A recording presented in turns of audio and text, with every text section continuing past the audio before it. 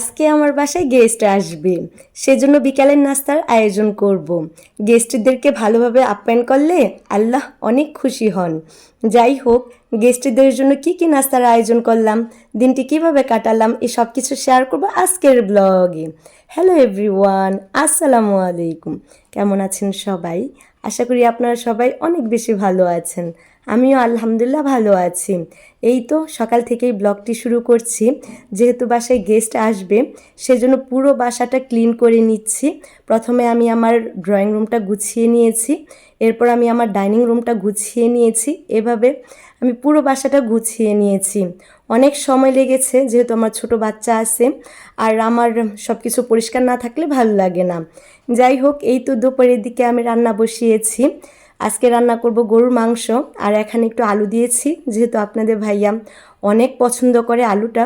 আমার মনে হয় ময়মনসিংহের ম্যাক্সিমাম মানুষই শুটকি আর আলু অনেক পছন্দ করেন। যাই হোক, এই তো গেস্টদের জন্য আপনাদের ভাইয়া বাজার থেকে কত কিছু নিয়ে এসেছেন বিকালের নাস্তায় দেওয়ার জন্য। এখানে চা পাতি পান নিয়ে এসেছেন। সিলেটের ম্যাক্সিমাম মানুষ সকালে ঘুম থেকে উঠেই চা খাবে, সবার আগে। ভাত না খেয়ে থাকতে পারবে, কিন্তু চা আর পান না খেয়ে থাকতে পারবে না। এই তো সেই সাথে চানাচুর, বিস্কিট, দুধ, নুডলস নিয়ে এসেছেন। গেস্ট বলতে আমরা যে বাসায় থাকি সে বাসার মালিকের ফুল ফ্যামিলি যেহেতু লন্ডনে থাকে, তো তাদের গেস্ট আসবে বাসায়।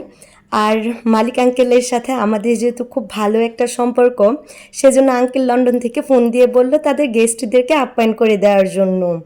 আমার যেহেতু ছোট বেবি আছে, সেজন্য আঙ্কেল বলল বেশি খাবারের আয়োজন না করতে, মানে তাহলে আমার জন্য অনেক ঝামেলা হয়ে যাবে। যাই হোক, এই তো আমি এইদিকে নুডলস রান্না করছি। নুডলসটা রান্নাটা তো অনেক লোভনীয় হয়েছে। আর এই তো আমি সব কিছু সাজিয়ে নিয়েছি তাদেরকে দেওয়ার জন্য।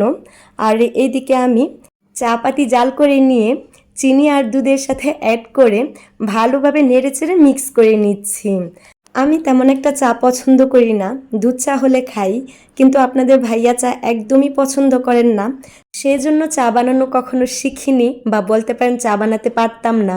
সিলেট যেহেতু থাকি, আশেপাশের অনেক মানুষের সাথে খুব ভালো একটা সম্পর্ক হয়েছে। তো তারা আমার বাসায় আসেন, আমি তাদের বাসায় যাই।